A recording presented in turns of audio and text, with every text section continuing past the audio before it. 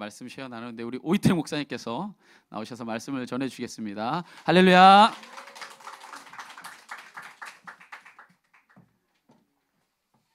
이렇게 한 달에 한 번 월세 내는 거랑 설교는 왜 이렇게 빨리 오는지 저희 집 월세 내는 거하고 설교가 빨리 오는지 모르겠어요. 오늘 잠깐 기도하고 함께 말씀 나누겠습니다. 같이 기도하겠습니다. 고마우신 하나님, 오늘도 주님 앞에 찬양과 경배드리며 주님 전에 나왔습니다. 이렇게 불러주시니 참 감사합니다. 이 시간 우리 안에 들어오시옵소서. 성령으로 말씀하시고 성령으로 가르치시고 성령으로 우리 속사람을 예수님 닮아가게 하여 주시옵소서. 예배드리는 이 공간 안에 성령으로 충만케 하시고 나아가 필리핀 좋은 친구들 공동체와 민족과 온 열방에서 드려지는 예배 가운데 주님 홀로 영광받아 주시옵소서. 이 시간 하나님의 구속의 복음, 치유의 복음, 회복의 복음이 온전히 증거되게 하시고 듣는 우리들의 심령이 살아나게 하여 주옵시고 가정이 살아나게 하여 주옵시고 교회가 살아나게 하여 주셔서 영광스러운 성전으로 회복시켜 주시옵소서. 예수님의 이름으로 기도합니다. 아멘. 지난주에 우리 이렇게 봄나들이 갔습니다. 우리 가서 보아서 알겠지만 4월, 5월은 참 아름다운 계절입니다. 벚꽃도 있고 또 오는 길에 차 안에서 보니까 진달래꽃도 너무 이쁘게 폈어요. 진달래꽃 맞죠? 빨간색. 연산홍. 예, 우리 역시 오늘도 도움을 많이 준 철쭉 연산홍. 진달래인 줄 알았어요. 예, 근데 너무 이쁜 거예요. 그래서 보니까 4월, 5월은 이렇게 볼거리가 많은 그런 계절입니다. 봄에 피는 개나리꽃도 어찌 보면 부활의 어떤 모습, 부활의 시범을 보이는 듯 황홀하다라는 그런 어느 시인의 식구도 생각이 납니다. 전체 이 세상을 돌아보면 하나님의 숨결이 담겨 있기 때문에 아름다운 것입니다. 이렇게 좋은 때, 이렇게 좋은 시절에 좋은 것만 보시고 사시기를 예수님의 이름으로 축복합니다. 깨끗하고 맑은 눈으로 보면 이 자연이 다 하나님의 말씀으로 보여지고 또 하나님의 숨결로 보여지고 또 하나님의 그런 동행하심으로 보여지게 되는 것인 줄로 믿습니다. 세상은 전능하신 하나님의 창조주의 걸작품입니다. 그래서 우리가 마음만 먹으면 하나님의 걸작품들이 영광스럽게 보이는 거예요. 교회도 마찬가지입니다. 교회도 좋은 것을 보려고 해야 돼요. 여러분 가정에서도 좋은 것을 보려고 해야 돼요. 왜요? 다 하나님의 걸작품이기 때문에. 하나님의 걸작품인 것들을 다 맑은 눈으로만 보면 영광스럽게 보여지는데 그렇게 보지 못하면 다 부정적이고 그리고 또 내 눈에 가시 같고 또 어떻게 보면은 다 흠잡을 것밖에 없는 것처럼 보인단 말입니다. 우리가 신앙생활하면서 좋은 것을 볼 수 있는 복된 눈, 좋은 것을 들을 수 있는 복된 귀, 좋은 말을 할 수 있는 복된 입, 좋은 것을 다닐 수 있는 복된 발걸음이 여러분들의 모습이기를 예수님의 이름으로 축복합니다. 그런 의미에서 우리 옆 사람에게 한번 이렇게 인사하겠습니다. 당신은 참 멋진 하나님의 최고의 걸작품입니다. 이렇게 한번 인사하겠습니다. 네, 예, 정말이에요. 정말이에요. 한 번 더 인사할게요. 오늘 이렇게 멋진 하나님의 걸작품인 당신이 제 옆에 앉아줘서 너무 길다. 이렇게 하다 보면 까먹는다. 그냥 이렇게 얘기합시다. 멋진 당신이 제 옆에 앉아 주어서 영광입니다.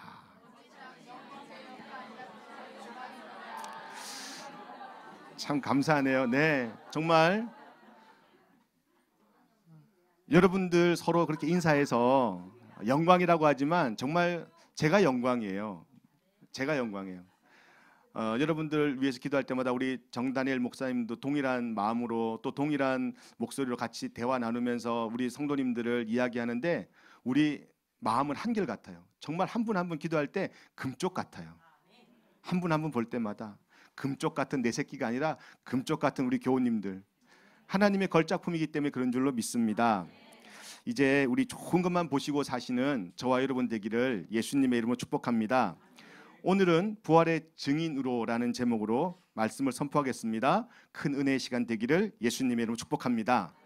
요한복음의 구성을 보면 20장이 마지막 장이에요. 완전히 매듭이 지어 있습니다. 그런데 21장을 보면 또 마지막이 끝났는데 매듭이 젖어 있는데 또 다시 부록처럼 연극에는 에필로그처럼 그렇게 요한복음 21장이 기록되어 있어요. 귀한 장입니다.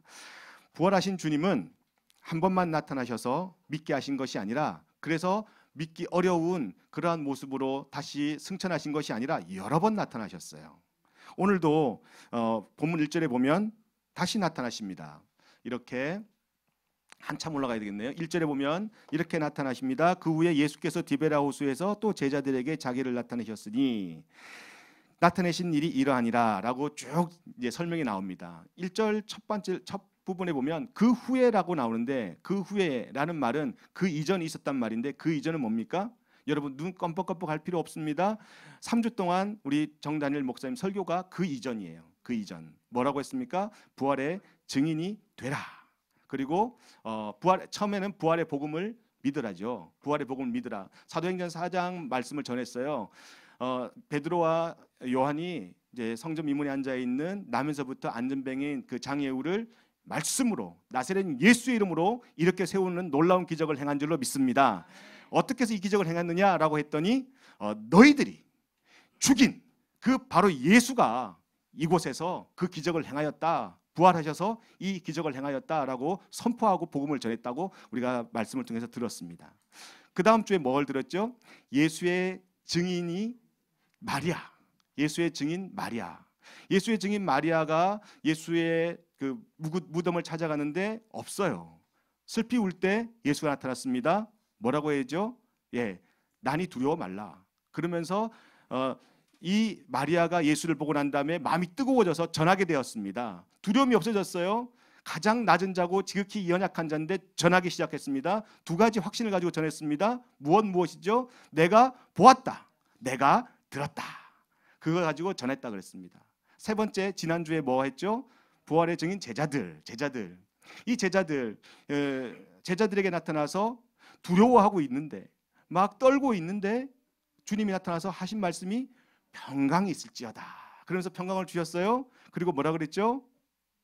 이제 그렇죠. 평강이 있을지어다 하고 난 다음에 하신 말씀, 그 다음에 복음을 전하라고 이야기했습니다. 사랑하는 여러분, 성령 받으라고 예수님이 제자들에게 말하고 난 다음에 그 다음에 일어난 일이 오늘 본문 말씀들이에요. 어떻게 보면 오늘 이 제자들이나 우리나 매 한 가지 같습니다. 부활의 모습을 우리가 얘기를 들었고 부활의 증거들을 우리가 눈으로 말씀을 통해서 보았지만 우리는 여전히 제자들처럼 오늘 이 시간 갈릴리에서 옛날에 하던 일들을 찾아서 헤매는 그러한 자가 바로 우리 같습니다. 제자들은 예수님께서 십자가에 돌아가시기 전까지 3년간 3일이 아니라 3년간 같이 공생애를 보내면서 정말 기가 막힌 이야기들을 듣고요. 정말 기가 막힌 기적들을 경험하였습니다. 세상에 이런 일이 나올 법한 일들을 그들은 평범하게 보게 되었습니다. 당시의 율법 선생인 바리새인들에게서 들을 수 없는 놀라운 말씀, 하늘의 메시지들을 그들은 들으면서 마음이 뻥 뚫렸습니다. 그리고 그 당시의 기득권자들, 권력자들이 예수님 앞에 나타났을 때 예수님은 쫄지 아니하고 위풍당당하게 그들을 말씀으로 제압하는 것을 보면서 그들은요 눈이 확 돌아갔어요. 이야, 이제 우리가 꿈꾸던 새로운 세상이 도래할 것이다. 그래서 우리의 정치적인 문제, 경제적인 문제, 사회적인 문제를 다 예수님이 해결해 주시고 이 나라의 새로운 나라의 임금이 되실 것이다.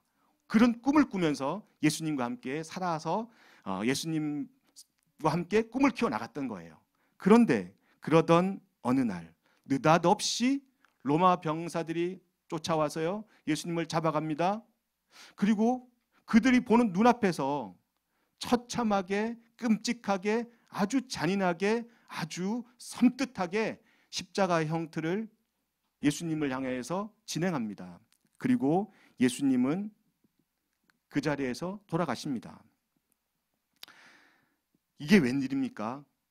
자기들이 상상하던 일과 전혀 반대되는 일이 일어났습니다.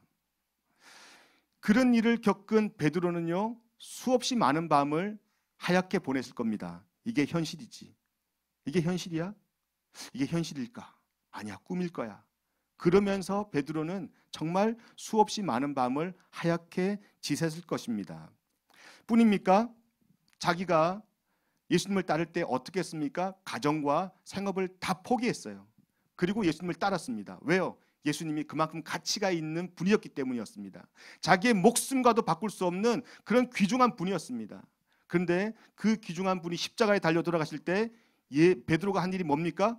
예수를 부인한 것밖에 없어요. 자신이 그렇게 무력한 존재, 자신이 그렇게 무능력한 존재라는 것을 깨달을 때 자괴감마저 들었을 것입니다. 참 얼마나 기가 막히고 기구한 일이겠습니까? 저는 베드로가 이해가 돼요. 누가복음 9장에 보면은 9장 54절일 거예요. 아마 찾지 마세요. 없을 수도 있어요.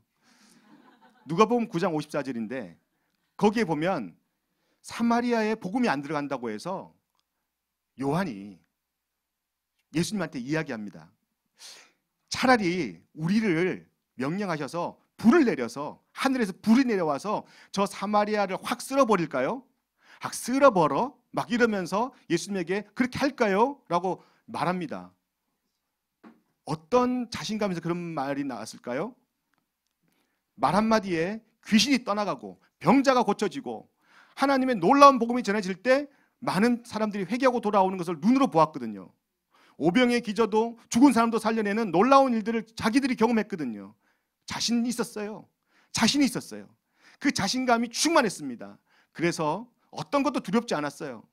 근데 자기가 생각하던 그 현실이 전혀 다른 것으로 예수님의 죽음이라는 것으로 다가왔을 때, 그리고요 그 예수님의 죽음이 곧 자기들이 맞이할 앞날의 운명이라는 것을 느꼈을 때, 그 끔찍한 형틀이 이제 나에게 다가올 거다라는 그러한 두려움이 엄습해 올 때 베드로는 사시나무 떨듯 떨었을 것입니다. 그래서 이해가 됩니다. 이 끔찍한 형틀 앞에 그들의 꿈은 산산조각 났습니다. 여인들을 통해 듣습니다. 예수가 부활하셨어. 예수가 살아나셨어. 이런 소리를 들었지만 이미 식어버린 그들의 마음은 더 이상 뜨거워지지 않았습니다. 예수가 살아났다고? 그래서 뭐? So what? 어떡하라고? 내가 예수님 그렇게 처참하게 돌아가시는 장면 봤는데 이제 더 이상 그 꼴 보기 싫어. 예수님의 부활이 어떤 의미를 부여하고 있는지 이 제자들은 아무것도 몰랐습니다. 말씀을 묵상하면서 저는 이 제자들의 모습, 언행이 마음속 깊이 동감이 되었어요. 예수님을 모르면 우리도 똑같은 그러한 절차를 밟기 때문입니다. 예수님께서는 부활하신 모습을 제자들에게 직접 나타내셔서 보여주시면서 너에게 평화가 있기를 축복한다. 나를 보내신 것 같이 나도 너희를 보낸다. 라고 이렇게 사명을 주었습니다. 사명을 주었음에도 불구하고 베드로가 주동이 돼서 어떻게 합니까?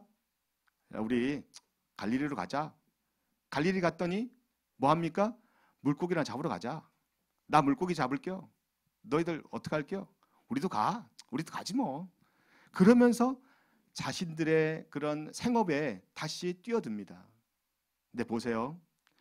생업에 뛰어들었는데 일어난 일이 뭔지 아십니까? 3년 동안 처박아뒀던 그물 막 수리했어요. 또 3년 동안 타고 다니던 배 고쳤어요.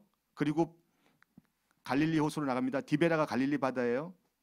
갈릴리 호수로 갑니다. 가서 밤새도록 그물을 던졌는데 물고기 안 잡았다고 하면 돼요. 또 주무시다 일어나서 잡았어요라고 하면 안 돼요. 지금은 안 잡은 거예요. 좀 이따 잡는데 물고기 잡았어요? 못 잡았어요? 못 잡았어요. 밤새도록 던졌는데 잡았어요? 못 잡았어요? 못 잡았어요. 저는 답을 다 가르쳐 드리니까 걱정하지 마세요. 미리 답을 가르쳐 드리고 하니까 염려하지 마세요. 못 잡았어요. 그런데 그때 예수님 만났습니다. 여러분, 영적으로 무지하면 아무리 내가 전문적인 지식을 가지고 있고 아무리 내가 전문적인 그런 전공을 해서 그 일이 뼛속 깊이 내 거라 하여도 영적으로 깨닫지 못하면 물고기도 알아요. 물고기도 야 베드로 영적으로 지금 너 캄캄해 그러면서 다 피해가는 거야. 여러분 영적으로 사람이 깨어 있어야 생업도 되는 줄로 믿습니다. 영적으로 까마득하니까 물고기도 안 잡히는 거예요. 물고기도 사삭 피해가네. 그물 던지면 아이고 내가 잡히나 아이고 잡히나 그러면서 다 피해가요. 그러면서 밤새도록 물고기를 잡았지만 빈 그물이었습니다. 빈 그물만이었겠습니까? 시간은 점점 밤이 깊어지고요. 그리고 그들이 걷어 올리는 그물 안에는 공허와 혼돈뿐이었습니다. 고기는 없었어요. 마치 창세기 1장에 나오는 어둠이 깊음 위에 있고 공허와 혼돈뿐인 그 세상이 바로 지금 이 제자들이 겪고 있는 세상입니다. 그럴 때 예수님이 찾아오셨습니다. 그럴 때, 자 오늘 첫 번째 부르셨어요. 뭐라고 부르셨어요? 얘들아. 영어 성경에 보니까 friends라고 나옵니다. friends, 친구야. 야 친구야. 예수님은 그렇게 미련하고 무지하고 배반자인 제자들을 그냥 막 대하지 않았습니다. 정말 존중하면서 불렀어요. 친구처럼. 친구야, 뭐 좀 잡았니? 못 잡았다고 이야기합니다. 그때 예수님이 다시 그물을 오른편에 던져봐라. 여러분 오른편 왼편 안 던져본 데가 어디 있겠어요? 사방팔방 다 던져봤겠죠. 밤새도록 던졌는데 저기도 던져보고 여기도 던져보고 다 던져봤겠죠. 전문적인 지식을 갖고 있는 베드로가.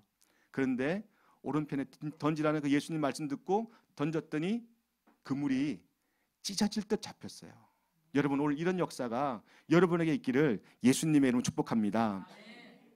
예수님이 부르십니다. 부르셔서 그 실패의 자리, 어둠의 자리, 그리고 공허와 혼돈뿐인 자리에 이 제자들에게 예수님께서 나타나셔서 이제 뭘 하십니까?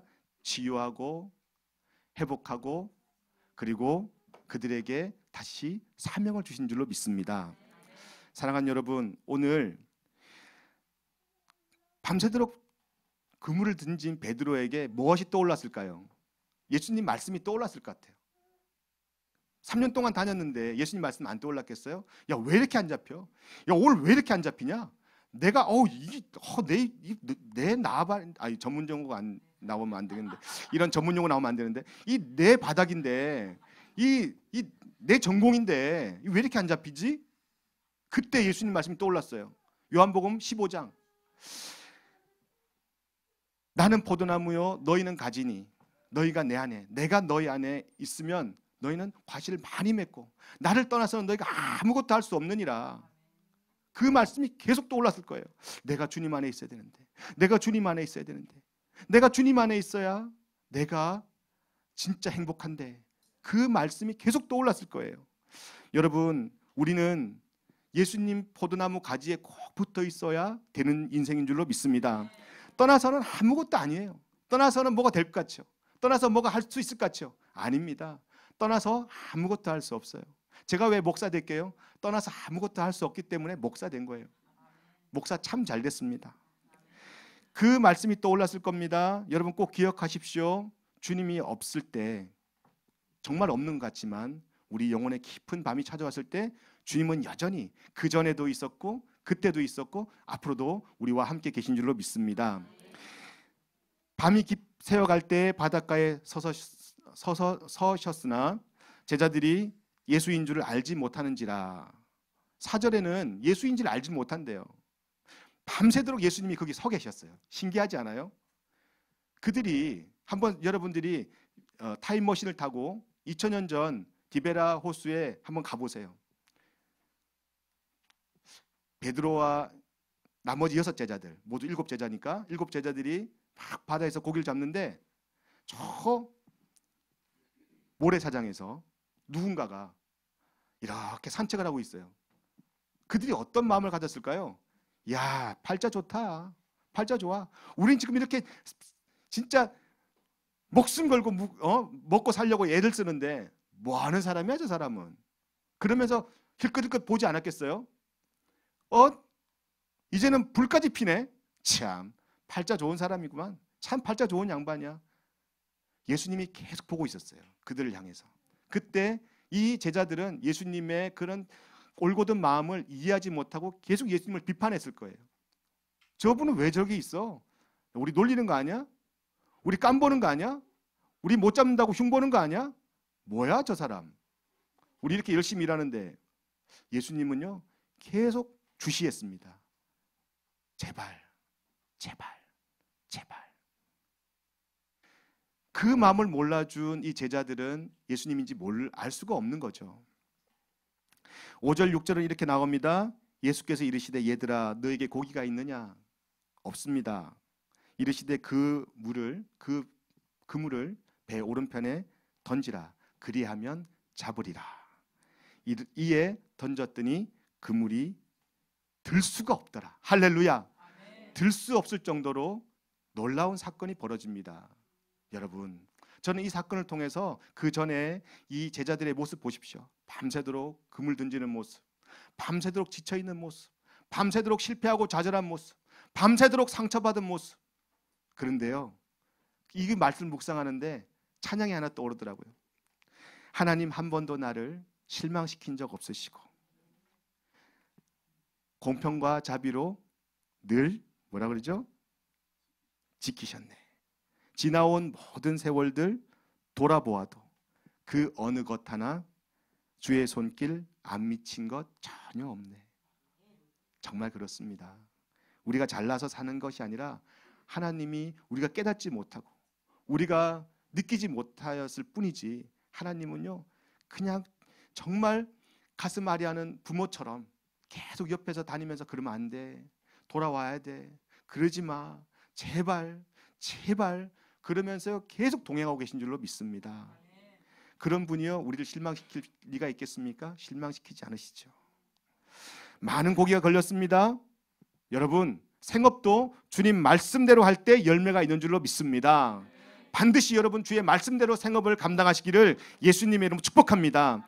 제자들은 그때 비로소 예수님인 줄 깨달았어요. 예수다, 예수님이다. 베드로 봐요. 베드로 전문 특기 뭡니까? 그냥 우퉁벗고 뛰어드는 거잖아요. 예, 막 또 걸치고 또 뛰어듭니다. 베드로 뛰어들어서 예수님께 달려갑니다. 7절 보니까 예수께서 사랑하시는 그 제자가 베드로에게 이르되 주님이시라 하니 시몬 베드로가 벗고 있다가 주님이라는 말을 듣고 겉옷을 두른 후에 바다에 뛰어내리더라. 동틀무렵에 예수님께서 베드로에게 찾아오셔서 그물을 끌어올릴 수 없을 만큼 고기를 잡게 하십니다. 그리고 예수님이 하신 말씀이 뭔지 아십니까? 와서 먹으라. 와서 먹어라. 여러분, 예수님의 이 말씀 와서 먹어라, 와서 먹어라, 이 말씀 한마디에 그들의 마음속 깊은 곳에 받은 상처, 두려움, 공포, 그리고 아픔, 이런 것들이 다 치유가 되는 거예요. 치유가 되는 거예요. 생업도 치유되죠. 영혼도 치유되죠. 계속 하나님이 예수님을 통해서 이 제자들을 치유하고 계신 줄로 믿습니다. 와서 아침 먹자. 여러분, 오늘 이 음성이 오늘도 저와 여러분을 초청하고 있는 줄로 믿습니다. 제자들이 처음으로 부름받았던 바로 그 자리, 그 갈릴리 호숫가에 다시 예수님의 초청을 받습니다. 초청받아서 뭐합니까? 치유하고 회복시키십니다. 주님은 베드로에게 너가 나를 사랑하느냐? 예. 거듭되는 질문 앞에 베드로는 너무 부끄러웠을 거예요. 왜요? 숯불을 보니까 그 가야바 담벼락에 피워놓은 숯불 때문에 자기가 3번이나 부인한 그 말이 생각이 난 거예요. 그리고 또 주님이 자기한테 베풀어준 은혜들이 너무 귀해서 자꾸 생각이 나는 거예요. 자신이 없습니다.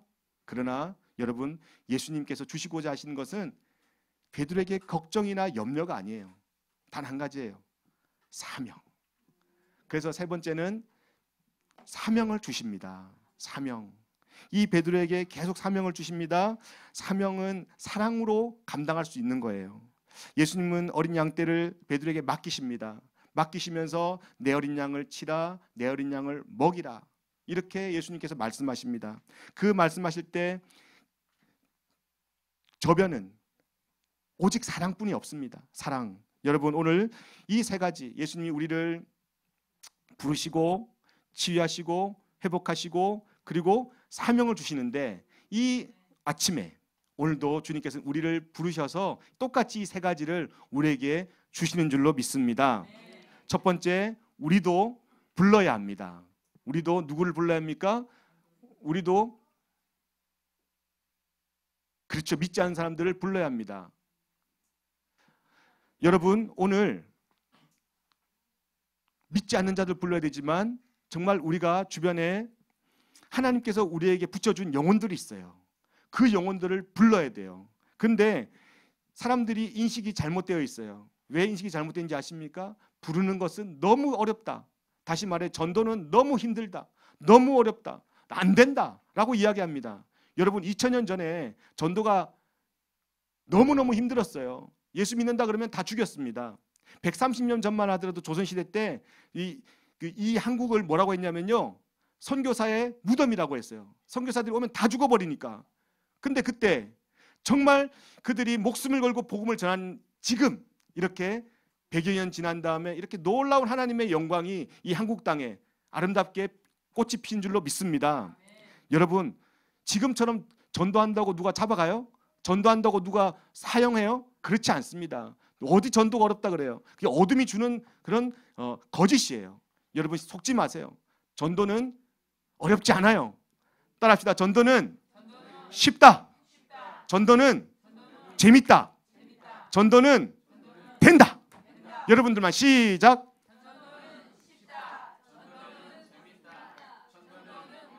할렐루야. 될 것 같아요. 근데 여러분, 그냥 하시면 안 돼요. 예수님이 하신 방법으로 우리가 해야 될 줄로 믿습니다. 불렀어요. 불렀는데 네 가지 기술로 예수님은 항상 제자들을 불렀어요. 첫 번째는요, 칭찬합니다. 칭찬. 칭찬은요, 사람의 마음을 열게 합니다. 여러분 다시 한번 축복하는데 이 사회 전반적으로 칭찬이 인색해져 가고 있어요. 칭찬에 인색하면 안 됩니다. 칭찬은 얼마나 사람들에게 큰 힘이 되는지 몰라요. 여러분, 칭찬하면 쑥스러운 것 같죠? 왜 쑥스러워하는지 아십니까? 칭찬을 들을 때 귀로 듣잖아요. 귀로 들으면 이 오감이요, 자극이 돼요. 오감이. 그래서 몸둘 바를 모르겠어요 라고 하는 거예요. 귀만, 사람이 칭찬할 때 귀만 들리는 게 아니라 이 몸에, 온몸에 오감이 다 자극이 된다는 거예요. 그래서 칭찬이 귀한 겁니다. 여러분, 또한 칭찬도 해본 사람이 잘해요. 안 해보면 어색해. 이게 뭐 괜히 칭찬했다가 괜히 사람 마음에 상처만 줘. 아유, 너무 잘생겼다고 얘기하려고 그러는데 너무 기생오라비 같아. 뭐 괜히 칭찬인데 잘 안 되는 거예요, 이게. 여러분, 칭찬도 계속 해버릇해야 돼요. 여러분, 괜찮아요. 한 번, 두 번 실수했다고 칭찬하는 걸 인색하게 생각하지 마세요. 왜? 우리를 불렀듯이 우리도 불러야 되니까. 여러분, 이 칭찬, 누군가를 칭찬할 때 사람의 뇌는 그것을 듣기 위해 굉장히 집중한답니다. 안 듣는 척하지만 집중하기 위해서 그 말을 듣는다고 해요. 칭찬할 때 주의할 점은 뭐라고 하냐면 그 주변의 상황을 잘 고려해야 돼요. 그 주변의 상황을 잘 고려해서 마음이 담긴 칭찬을 해야 됩니다. 그래서 여러분들에게 축복합니다. 한 분 한 분, 우리 좋은 만남, 우리 교우님들은 한 분 한 분 다 칭찬의 달인이 되세요. 뭘 칭찬합니까? 우리 교회도 칭찬하고, 또 목사님도 칭찬하고, 사모님도 칭찬하고, 또 우리 집사님, 권사님 다 칭찬하세요. 가서 우리 가정도 칭찬하고. 여러분, 가정이 막 칭찬하잖아요. 가정에서 서로 칭찬하면 가정이 산할 줄로 믿습니다. 교회에서 칭찬의 이 소리들이 많아지면 교회가 산할 줄로 믿습니다. 여러분들의 이웃들과 함께 칭찬이 많아지면 이웃이 산할 줄로 믿습니다. 칭찬은 고래도 춤을 추게 한대요. 여러분, 오늘 이 칭찬을 하게 되면 우리 주변에 있는 어둠이 떠나가요. 여러분, 칭찬으로 여러분들이 다 달인 되시기를 예수님으로 축복합니다. 두 번째, 칭찬만큼 중요한 게 있습니다. 그게 뭐냐면 공감이에요. 공감.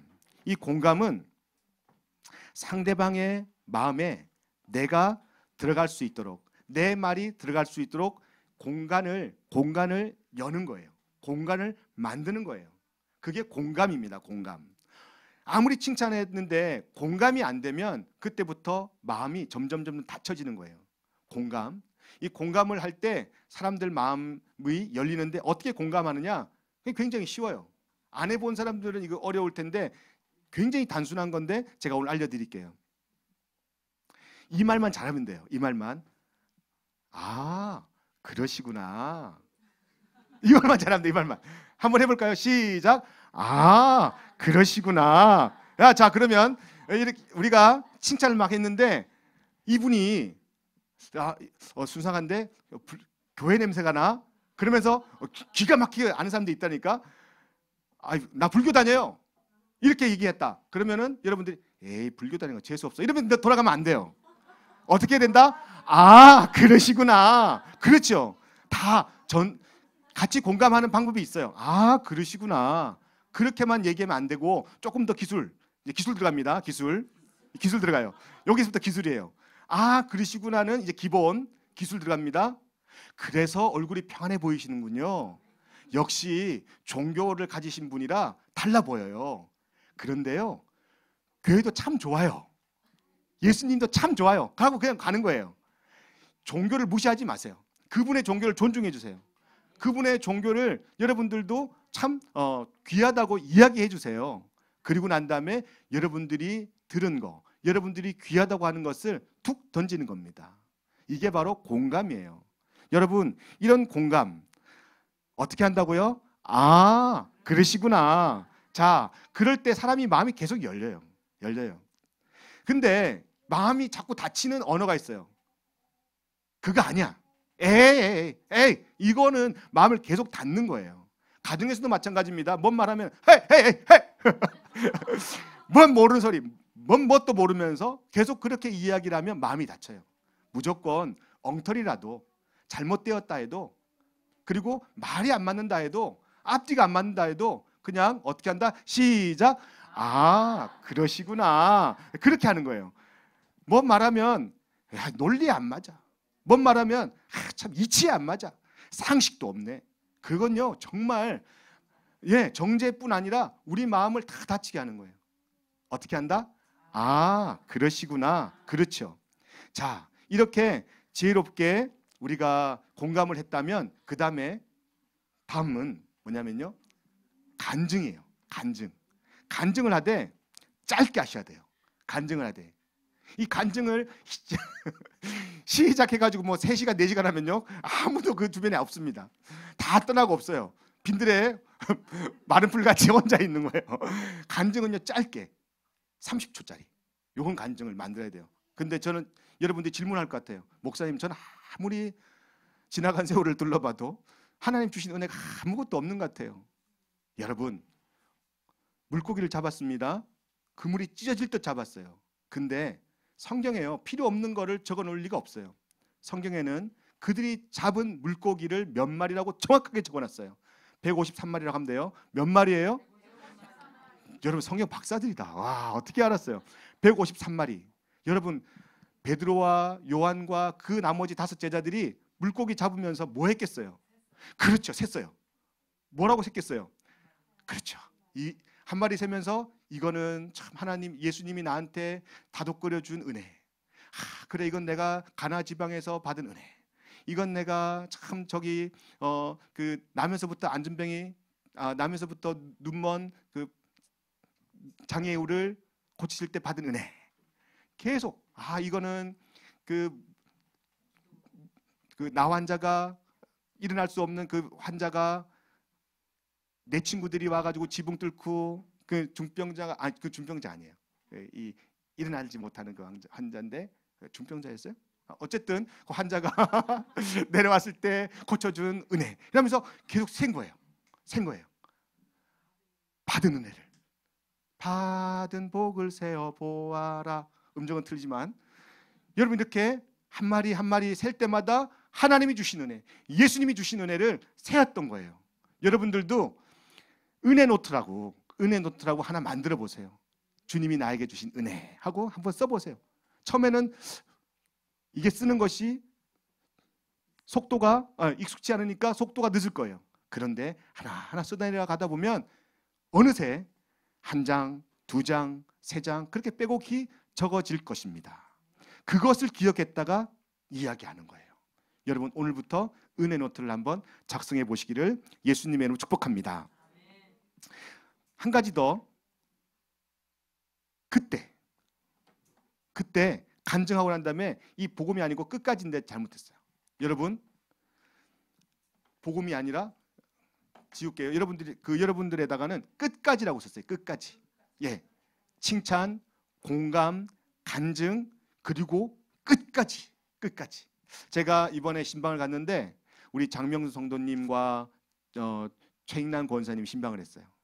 신방 다 끝나고 같이 담소를 나눴습니다. 만난 짜장면 먹으면서 담소를 나눴어요. 탕수육도 먹었어요. 근데 장명순 집사님은 삼선 짬뽕 드셨어요. 저랑 같이. 엄청 맛있다고. 예, 다 드셨어요. 다. 엄청 큰데 다 드셨어요. 저는 그래도 2숟갈 정도 다니엘 목사님 드셨나? 하여튼 기억이 잘 안 나요. 너무 맛있어서. 그러면서 같이 담소를 나눴는데 우리 장명 성도님이 전도된 여기 우리 좋은 만남께 오게 된 그런 과정을 이야기하더라고요. 다음에 우리 한번 나눌 기회가 있겠지만 몇 년 만에 온지 아십니까? 몇 년 만에. 답 다 알려드린다 그랬죠? 12년이라고 얘기하세요. 12년. 우리 뭐 모르는 게 없어 우리. 김선 집사님은 12년 만에 이 교회의 문턱을 밟은 거예요. 여러분, 우리가 복음을 전할 때 조급해서 금방 안 되면 끝났다, 안 된다라고 하지 마세요. 끝까지. 그럴 때 주님께서 분명히 열매를 거둘 줄로 믿습니다. 자, 우리가 누굴 불러야 됩니까? 이웃을 불러야 됩니다. 내 가정을 불러야 됩니다. 믿지 않는 사람들 불러야 됩니다. 왜? 주님이 우리를 부르셨기 때문에. 그 부른 사명 우리에게 주셨기 때문에. 부를 때 어떻게 불러요? 첫 번째 칭찬해야 돼요. 그리고 공감해야 돼요. 그리고 간증, 짧은 간증. 긴 간증 안 돼요. 짧은 간증. 그리고 끝까지. 이 4가지로 여러분들이 주님이 주신 은혜들을 꼭 같이 함께 나누시기를 예수님의 이름으로 축복합니다. 두 번째로 반대로 돼 있군요. 두 번째로 우리가 전도 대상자를 위해서 주님이 우리를 치유하셨듯이 우리를 회복하셨듯이 우리도 치유하고 회복해야 됩니다. 어떻게 해요? 2가지. 첫 번째는 기도하고 함께 시간을 보내는 거예요. 여러분, 기도밖에 없습니다. 기도만이 정말 치유와 회복의 역사가 나타날 줄로 믿습니다. 기도 외에는 없어요. 기도 외에는 이런 유가 나갈 수 없다 그랬습니다. 기도 반드시 기도하시고 그리고 난 다음에 기도하고 난 다음에 그와 함께 시간을 보내는 거예요. 근데 그냥 시간을 보내요? 아니요. 그에게 필요한 게 있어요. 그들에게 필요한 것을 함께 섬기면서 시간을 보내는 거예요. 저는 좀 상황이 좀 어렵고 괜찮아요. 여러분, 요즘은요 다 부부가 맞벌이 하기 때문에 아이 케어하기가 힘들 때도 있어요. 또 병원에 갔는데 아이를 또 어디 맡길 데가 없을 때 발 동동 굴 때가 있어요. 이웃과 함께 좀 깊은 그런 관계들을 형성했다면 우리 그때 봐주면 되는 거예요. 언제든지 내가 아이 육아를 도울 테니까 걱정하지 마세요. 일 있으면 언제든지 내가 아이를 잘 봐줄게요. 얼마나 사랑스러운데 보는 거 얼마나 이쁜지 몰라요. 시간 금방 가요. 부담 갖지 마시고 언제든지 얘기하세요. 이게 바로 함께 시간을 보내는 겁니다. 또 여러분 음식 잘하시는 분들이 있을 거예요. 음식 잘하시는 분들 김치 담으면 김치 조금 이렇게 담아가지고 갖다 주시는 거예요. 맛 없으면 안 돼요. 맛이 있어야 돼. 내가 이렇게 김치 했는데 맛이 어떨지 모르겠는데 근데 먹었는데 정말 맛이 없어. 그러면 안 돼요. 그러면 그냥 차라리 사서 이렇게 갖다 주는 게 나아요. 사서. 그리고 또 과일을 샀는데 사과가 너무 맛있어. 생각나는 거야. 왜? 기도하니까. 그래서 몇 개 담아서 이렇게 그 문 위에다가 탁 걸어놓고 이렇게 오는 거예요. 사과처럼 이쁜 영희 엄마, 철수 엄마 생각나서 사왔어.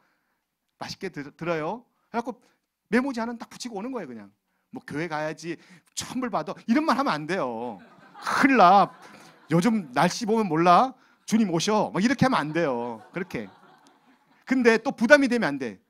내가 철이 엄마, 영희 엄마 생각나서 사왔어. 막 과일 막 몇 상자 갖다 놓고 막 이러면 안 돼요. 부담돼요.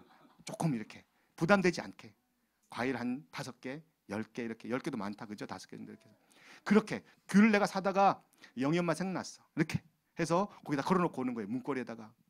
그렇게 해서 여러분들이 같이 함께 시간을 보냅니다. 영화 재밌대. 너무 재밌대. 함께 보고 싶어서 영화 티켓 2개 샀어. 괜찮아 시간? 아니면 신랑하고 같이 가. 이러면서 영화 티켓 한 번 섬기는 거예요. 우리 집에 시댁 어머니가 담은 차를 사 주셨네. 너무 맛있더라. 우리 집에서 차 한잔 할까? 이렇게. 우리 집 시댁이 어딘지 알지? 저기 어디 여주. 그때 종무 형제가 김치 엄청 맛있게 갖고 왔어요. 맛있는 김치. 그 어디더라? 네. 영광. 네. 영광에서 우리 시댁 영광이잖아. 영광에서 우리 시어머니가 참 잘해주셔. 김치를 주셨어. 얼마나 맛있는지 몰라. 같이 좀 우리 그 동치미 국수 만들어 먹어볼까? 이렇게 해서 같이 함께 시간을 보내는 겁니다. 부담 갖지 않게. 여러분, 그럴 때 그들 마음속에 문이 열려요. 누구한테 말 못한. 요즘 여성분들 가장 큰 상처가 뭔지 아십니까? 말할 곳이 없대요. 말할 곳이. 남자들은 말 많은 거 싫어하잖아요. 저도 말 많은 거 싫어해요. 설교 때 가장 말 많이 하지 집에 가면 말 잘 안 해요. 근데 어제도요, 제가 새벽 1시까지 붙잡혀 있었어요. 계속 이야기하는 거예요. 계속. 뭐 무슨 일이 있었고, 어떤 손님이 왔고, 어떤 일 했고, 계속 이야기를 하는 거예요. 근데 그때 제가 피곤해, 내일 설교인데 하필 또 토요일 날 이렇게 얘기해. 그게 좀 담을 수 없어? 이렇게 하면은 엄청 큰 상처를 받는 거예요. 다 들어줘야 돼. 다. 그래, 맞아. 그래. 기억이 안 나. 뭐란 말했는지 기억 안 나. 뭐 기억 안 나지만 어떻게 한다? 그렇구나. 그렇구나. 그러면서 계속 설교 작업하는 거예요. 그래. 그런 손님이 왔어. 저런. 그래. 좋았겠네. 많이 못 팔았어. 아이고 어떡하나. 다음에 좀 팔. 와서 사가지 가겠지. 아이고 저런. 그러면서 그렇게 하는 거예요. 근데 어디 그런 훈련이 안 된 사람들은 안 들어줍니다. 집에서. 그때 마음에 한이 자꾸 쌓이는 거예요. 그때 얘기할 수 있도록 마음을 열어주는 거죠. 시간을 함께 보내면서. 그래서 힘들었겠다. 어릴 때 받은 상처가 크네. 그래, 나도 그런 상처 있어. 근데 우리 주님 위해서 우리 주님이 우리 그 영희 엄마 사랑하니까 내가 기도할게. 기도하면 우리 주님이 마음에 평안함을 주실 거야. 그리고 내가 영희 엄마 기분 나빠할지 모르겠지만 우리 정다니엘 목사님한테 말씀드렸다. 우리 정다니엘 목사님도 기도하셔. 이제 좋은 일 많을 거야. 이렇게만 하면 되는 거예요. 이렇게. 눈빛 보니까 그렇게 하셨네. 잘하셨어요. 눈빛 보니까 여러분들 한 번씩 다 그렇게 하셨어. 여러분들이 시간을 보낼 때 그렇게 하세요. 그리고 그 전에 문자도 한번 보내시고. 영희 엄마 잘 지내? 요즘에 우리 교회에서 특별 새벽 기도인데 우리 목사님이 영희 엄마 위해서 기도 많이 하고 있어. 좋은 일 많을 거야. 이렇게. 요즘 우리 목사님이 기도하셔. 이거 굉장히 좋은 거예요. 우리 목사님이 요즘 기도하셔. 좋은 일 많을 거야. 이렇게만 문자 보내면요, 마음이, 하나님이 역사하시잖아요. 성령님이 함께 하실 줄로 믿습니다. 마음이 평안합니다. 그리고 난 다음에 그 영혼, 이제 교회에 대해서 긍정적으로 생각할 거예요. 이렇게 우리는 전도 대상자를 치유하고 회복하는 일로 우리를 주님께서 부르신 줄로 믿습니다. 마지막으로 우리도 이제 전도 대상자를 위해서 나가야 될 텐데 주님이 우리에게 사명을, 부활의 증인으로 사명을 주셨습니다. 어떻게 사명 감당해야 됩니까? 아까도 말씀드렸죠. 먼저 어렵다, 힘들다, 안 된다, 이거 아니에요. 이건 어둠이 주는 거예요. 됩니다. 재밌습니다. 그리고 하면 될 줄로 믿습니다. 어떻게 사명 감당해야 됩니까? 첫 번째, 목회자의 양육 받아야 됩니다. 양육을 받아야 우리가 할 수 있는 거예요. 주님도 제자들을 양육했어요. 와서 먹어라. 숯불로 고기를 굽고 생선을 굽고 떡을 구워서 제자들을 먹입니다. 이것처럼 목회자들이 이제 양육으로 우리 성도님들을 한 분 한 분 먹일 겁니다. 그 양육을 받지 않으면 사명 감당하기 힘들어요. 사명 감당하지 못하면 어떻게 돼요? 생업 가서 똑같이 제자들처럼 빈 그물질만 하는 거예요. 빈 그물질만. 여러분, 그런 순서를 밟지 않기를 다시 한 번 더 축복합니다. 양육 받아야 됩니다. 이제 우리 데니엘 목사님이 우리 좋은 만남 교회 양육 교재를 지금 쓰고 있어요. 전공이잖아요. 저처럼 글 잘 쓰시는 분 처음 봤어요. 여러분, 또 왜 이렇게 또 고개를 숙이고 우리 데니엘 목사님 칭찬하는데. 예. 그렇죠. 예. 역시 우리 정지윤 집사님 1등. 예. 그러시구나. 예. 공감해야 돼, 공감. 그래서 먼저 양육을 받아야 될 줄로 믿습니다. 두 번째, 양육 받으면 어떤 마음이 드냐? 사랑의 확신이 들어요. 이제 말씀이 결론 맺어요. 한 분 한 분 빠지더니 다 어디 가셨어요? 여기는 좀 폭탄 맞았나? 어디 가셨어? 화장실 가셨어요? 괜찮아요, 괜찮아요. 예, 전화하세요. 사랑의 확신. 이 사랑의 확신만 여러분에게 말씀드리고 이제 말씀을 정리할까 합니다. 하나님 사랑, 우리 이웃 사랑이 성경에 나와 있어요. 그리고 서로 사랑이 우리 좋은 만남 교회 모토입니다. 그런데 왜 우리가 사랑해야 하나? 무엇을 근거로 사랑해야 하나? 우리는 질문해야 합니다. 왜 사랑해야 되죠? 왜죠? 그 사랑은 바로 하나님이 우리를 생존케 하는 근원이기 때문인 줄로 믿습니다. 왜 우리가 교회 사랑해야 돼요? 왜 우리 목사님 사랑해야 돼요? 왜 우리 교우님들 사랑해야 돼요? 왜 우리 가정에 또 우리 이웃을 사랑해야 돼요? 하나님이 우리를 먼저 사랑했기 때문인 줄로 믿습니다. 주위를 둘러보세요. 만약에 하나님이 우리 부모님 허락하지 않았다면 우리가 이렇게 생존해 있을 수 있겠습니까? 그 아버지의 마음에, 그 어머니의 마음에 모성애를, 부성애를 누가 심어 주었겠어요? 하나님이에요.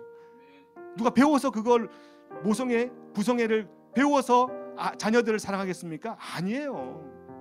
하나님이 주신 거예요. 그러니까 끝까지 자녀들을 사랑하고, 할 수 없어서 그러는 거지, 할 수만 있다면 정말 눈이라도 빼주고, 할 수만 있다면 자신의 장기라도 빼주고 싶은 게 부모님 심정이잖아요. 그거 누가 알려줬겠어요? 하나님이 주신 거예요. 이처럼 위대한 사랑, 이처럼 큰 사랑, 이처럼 감당할 수 없는 사랑의 중심에는 하나님의 사랑이 있는 줄로 믿습니다. 요한복음 3장 16절 이렇게 말합니다. 하나님이 세상을 이처럼 사랑하사 독생자를 주셨으니 이는 저를 믿는 자마다 멸망치 않고 영생을 얻게 하려 하심이니라. 여러분, 부활해서 제자들이 다시 한번 사명에 자신의 목숨을 건 이유가 어디 있는지 아십니까? 바로 나 사랑하시는구나. 사랑의 확신이 들었기 때문에 다시 한 번 더 그들은 죽음의 자리를 불사하고 불나방처럼 그곳에 뛰어든 겁니다. 내가 나를 사랑하느냐? 이 질문은 오늘 이 시간, 이 아침에 저와 여러분에게 주님이 묻습니다. 나는 주님을 누구보다 무엇보다 더 사랑합니다. 왜죠? 연약한 나를, 무지한 나를, 실패한 나를 먼저 주님이 사랑하셨기 때문입니다. 예수님의 십자가를 바라보면 십자가가 우리에게 해주는 말이 있습니다. 내가 네 고통 알아. 내가 네 아픔 알아. 내가 네 눈물 알아. 내가 네 상처 알아. 내가 네 그늘진 어둠 알아. 그래서 내가 무슨 수를 썼으라도, 내가 어떤 값을 치르더라도 너 그 죽음에서 내가 구해낼 거야. 그게 바로 십자가 사랑인 줄로 믿습니다.